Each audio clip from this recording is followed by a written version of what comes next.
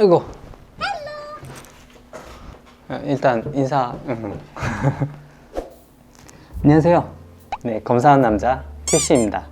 오늘은 사실 뭐 제품 소개 이런 게 아니라요. 사실은 이 채널을 저랑 그리고 제 친남동생이 있습니다. 그래서 이렇게 둘이서 운영을 하고 있는데, 이런 제품 소개 컨텐츠보다는 뭔가 약간 쉬어가는 컨텐츠 뭐 그런 것도 괜찮겠다 싶어가지고 갑작스레 촬영을 하게 됐습니다. 저한테 지금 뭐 콘티가 있거나 뭐 그런 게 아니라서요.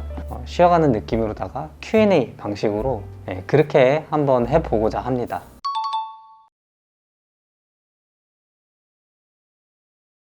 물어보세요.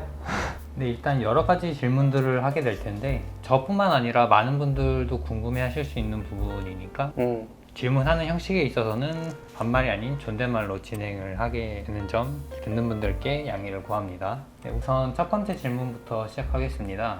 큐씨는 무슨 일을 하나요? 제 직업이 일단 궁금하신 분들도 계실 텐데 아마 아시는 분들은 다 아실 거예요. 일단은 뭐 아주 그냥 큰 틀을 말씀드리면 그냥 옷을 만드는 일, 그런 거를 하고 있고요. 또 약간 구체적으로 들어가면 이제 의류 프로모션이라고 해서 옷을 만들어서 납품을 하고, 그 납품을 하고 나서 납품한 옷에 AS까지 담당하는, 그러니까 이제 A부터 Z까지 그런 모든 일을 맡아서 하는 걸 의류 프로모션이라고 이제 흔히들 그렇게 얘기하는데, 그런 일들을 하고 있습니다. 네, 그러면 두 번째 질문 드리겠습니다. 영상 보면 항상 왜 코디 컨텐츠는 하지 않는지 궁금했었거든요. 혹시 네. 이유가 있을까요? 코디는요, 일단은 제가 옷을 그렇게 잘 입는 편은 아니에요. 그냥 깔끔하게 입는, 그래서 특출나게 막 이렇게 잘 입는 그런 사람은 아니라서요. 그리고 이미 그 유튜버 분들 중에 정말 코디 컨텐츠 정말 잘 하시는 분들 많잖아요. 그래서 사실 그분들에 비견해서 제가 뭔가 경쟁력이라고 내세울 게 없기 때문에 처음부터 이렇게 코디를 해야지 라고 이렇게 생각조차 하질 못했고요. 그래서 제가 그분들보다 좀 잘할 수 있는 거, 혹은 나의 경쟁력이 뭐가 있을까 라고 생각을 하다가, 그래 나는 봉제 일을 해봤고 또 옷을 기획하고 또 만들고 납품하고 나서 모든 그런 전반적인 일들을 알고 있기 때문에 뭐 그런 것들을 컨텐츠로 다루면 좋겠다 해서 이제 접근하기가 가장 이제 좋았던 게 옷의 만듦새를 보는 거였기 때문에 자연스럽게 그렇게 접근한 것 같아요. 코디는 딱히 제가 하지 않아도 참고할 부분들이 많기 때문에 지금 제 컨텐츠를 선택하게 됐습니다. 요즘 대콜라보의 시대라고 해서 패션 유튜버와 패션 브랜드가 협업하는 제품들을 많이 보게 되는데요. 생산자 입장 혹은 QC의 시선으로 이거에 대해 어떻게 생각하는지 좀 궁금했습니다.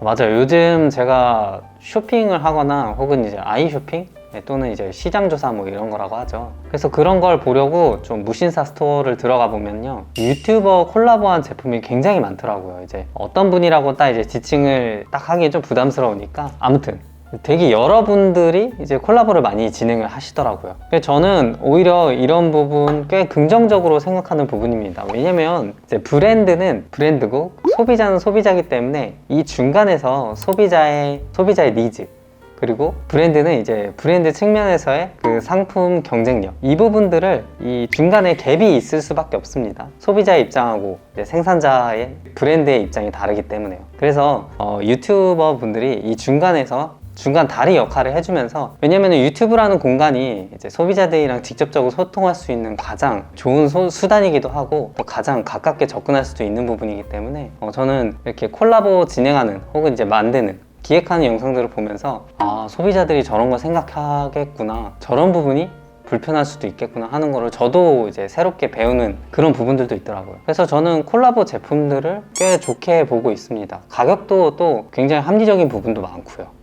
이어지는 내용 같은데요. 방금 유튜버 콜라보 제품에 대한 생각을 제가 여쭤봤고, 또 그런 제품들이 굉장히 또 인기를 끌고 있는 거를 누구나 다 알고 있는 사실이잖아요. 근데 배송이 너무 오래 걸리는 것 같아요. 지금 결제하면 5월 말에 배송되는 제품도 있고 왜 이렇게 늦는 건지 저는 항상 궁금했거든요.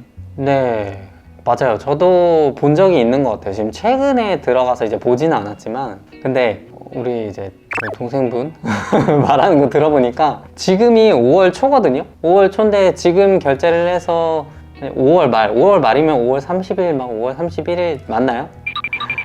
이거는 제가 생각했을 때요, 이거는 좀 지나치다고 저는 생각을 합니다. 좀 경우가 아닌 것 같다라고 생각을 해요. 이게 왜냐면요. 저는 무조건 생산자의 입장에서만 있는 게 아니고 저도 옷을 많이 구매를 하고 또 소비자의 입장에서 이런 걸 바라봤을 때 이거는 미리 선입금을 받는다라는 생각밖에 저는 들지 않거든요. 사실상 이거를 좋게 말하면은 정말 이제 소비자랑 소통을 해서 뭐 합리적인 가격에 좋은 퀄리티의 제품을 내놓는다라고 그냥 단편적으로 바라볼 수 있겠지만 사실상 브랜드도 그렇고 유튜버도 그렇고 어느 정도 그분들은 그 판매량에 대한 커미션을 이제 받고 또 거기에 대한 이익을 창출하시는 거잖아요. 근데 돈을 미리 선입금을 받고 소비자한테는 한 달을 기다리게 한 다음에 그 다음에 배송을 해준다라고 한다면은 저는 이거는 맞는 게 아닌 것 같아요. 어떻게 보면은 이렇게 조금 더 나아가서 생각을 해보면 이거는 재고를 남겨두지 않고 후에 재고가 남을 염려 없이 주문받은 수량대로만 미리 주문을 받고 나중에 배송을 해준다라는 그런 의미로밖에 저는 받아들여지지가 않거든요. 그래서 저는 사실 지금 드는 생각은 그런 거예요. 꼭 그거를 사야만 한다면 구매하시는 걸 그렇게 말리지는 않습니다. 그러나 그거 말고도 솔직히 살 게 많거든요. 유튜버 콜라보 제품이라고 해서 반드시 그 제품이 지금만 나오는 건 아니고요. 그거랑 비슷한 제품을 또 낼 수도 있어요. 그 브랜드 자체에서. 그러니까 그거를 기다려 보시는 것도 좋고 애초에 다른 브랜드에서 좀 유사한 다른 옷을 좀 구매하시는 걸 저는 추천을 드립니다. 왜냐면 옷이라는 거는요 시즌에 맞춰서 내가 배송이 오자마자 그때 입어서 즐겨야지 내가 언제 한 달 뒤에 입을 옷을 먼저 미리 사는 사람이 뭐 몇이나 되겠습니까? 그리고 지금 나오는 거면은 지금 입어야 되는 옷인데 한 달 지나버리면은 그때 날씨가 어떨지 내가 어떻게 알아요?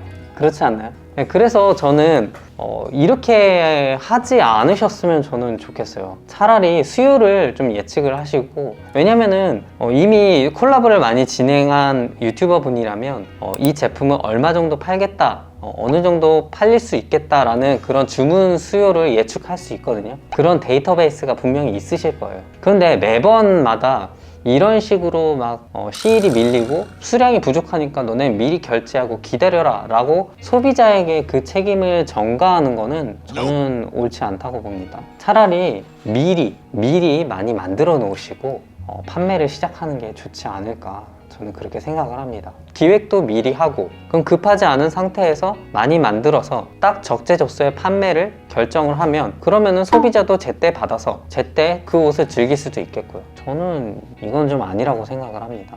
그러면 이제 애초에 프리오더라고 적힌 제품들도 많이 볼 수 있어요. 그거에 대한 전반적인 시선이나 생각을 제가 물어볼 수 있을까요? 프리오더랑 뭐 예약 배송 그쵸? 이거 전부 다 프리오더라고 할 수 있죠. 일단은 저 개인적인 생각은 있습니다. 그러나 이제 반드시 이렇다. 그런 정해진 그런 말들은 없고요. 정해진 뭐 그런 룰이나 그런 건 없고요. 사실상 그 브랜드의 운영 방식 그리고 기획 방식 뭐 이런 거에 대해서 제가 왈가왈부 할 수 있는 그런 자격은 없습니다. 그러나 제 소비자 입장에서 생각을 했을 때요. 어떤 브랜드는요 막 내는 아이템마다 다 프리오더예요.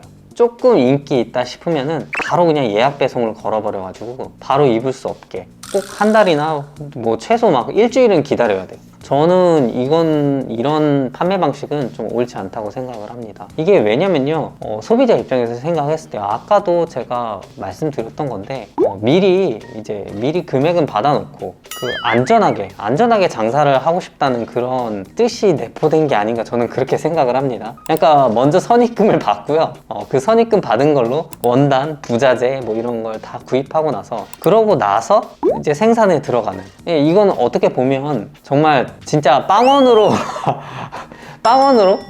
옷을 생산해서 팔겠다라는 그런 뜻이 아닌가 저는 그렇게밖에 생각이 들지 않습니다. 물론 어디까지나 이제 소비자의 입장이죠. 브랜드의 입장을 제가 모르는 것은 아닙니다.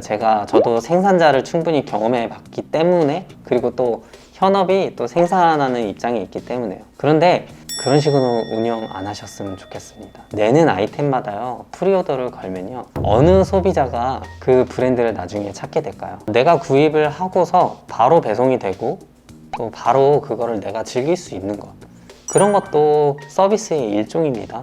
브랜드가 어디까지나 예쁜 옷만 내는 것 품질 좋은 옷만 내는 것 그런 것만이 브랜드가 하는 것은 아니고요.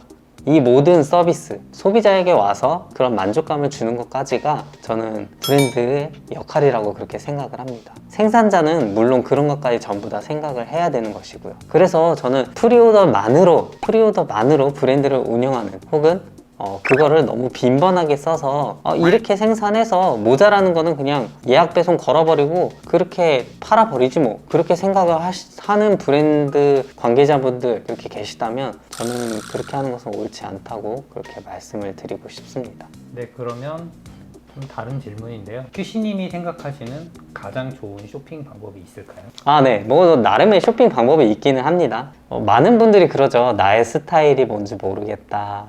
저도요, 저 과거에 진짜 옷 정말 너무나도 못 입었습니다. 옷이 너무 없다 보니까요, 제가 옷에 대한 자연스러운 그런 막 갈망이 생겼어요. 그게 지금 연장이 돼가지고 이 일까지 이어졌다고 저는 그렇게 감히 말할 수가 있겠습니다. 아무튼요, 저는 가장 좋은 쇼핑 방법은 이것저것 사보는 게 가장 좋은 쇼핑 방법이라고 생각합니다. 사람이란 게 이제 사실 쇼핑 실패 많이 하시잖아요. 쇼핑 실패 없이는 성공도 없다고 저는 그렇게 생각을 합니다. 물론 지갑은 이제 텅텅 비겠지만은 내가 좋은 스타일을 찾아가고, 또 내가 무엇을 입었을 때 이상적인 핏이 나오고, 내가 생각하는 그런 만족도가 나오고, 이렇게 하려면 저는 많이 구입을 해봐야 된다고 생각을 합니다. 그래서 저는 구입하시는 거를, 돈 써서 옷 구입하시는 거를 두려워하지 않으셨으면 좋겠어요. 이것저것 구입을 해보시는 거예요. 뭐 요즘은 뭐 반품도 잘 되잖아요. 그래서 이것도 입어보고 안 맞으면 반품하고, 저것도 입어보고 이거는 잘 맞는 것 같아요. 그럼 구입 결정을 하시면 되고, 그렇게 해서 스타일을 정립해 가시고, 그렇게 해서 나에 대한 색깔을 만들어 가시면 좋겠습니다. 아무튼 저는 그렇게 생각을 합니다. 가장 좋은 쇼핑 방법은 내 통장 잔고를 두려워하지 않고 마구마구 사보는 용기, 그게 가장 중요하다고 생각을 합니다. 하지만 제가 항상 말씀드리죠. 제가 영상 끝에 늘 드리는 말씀이 있습니다. 뭐 많이 보신 분들은 아시겠지만 내 성향에 맞는 소비, 그리고 내 소득에 맞는 소비를 하시라고 저는 그렇게 권장을 드립니다. 영상마다 항상 퀄리티를 강조하시잖아요. 근데 퀄리티 부분이 그렇게까지 중요한가? 라는 생각이 들 때도 가끔은 있거든요. 옷은 근데 있잖아요. 제가 시작하기에도 이제 영상 시작할 때 이런 말씀 드립니다. 옷의 퀄리티는 옷이 가진 수많은 요소 중에 하나일 뿐이라고. 퀄리티가 좋다고 해서 무조건 좋은 옷은 아닙니다.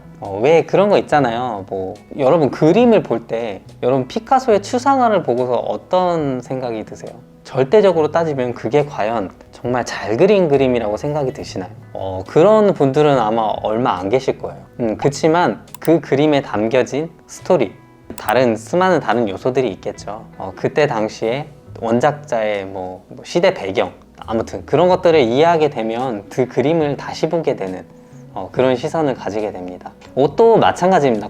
물론 이제 브랜드 옷들은요, 어느 정도의 퀄리티는 다 지키고 있습니다. 진짜 막 형편없는 경우의 옷은 정말 없어요. 그렇지만 이제 제가 보는 것은 뭐냐면, 내가 이 옷을 샀을 때 이 돈을 지불할 만한, 이 돈을 지불하고 사도 될 만한 최소한의 선, 그 정도를 보는 겁니다. 사실상 내가 옷을 비싸게 주고 샀는데 좀 만듦새가 약간 좀 그렇다, 그러면 솔직히 기분이 좀 그렇잖아요.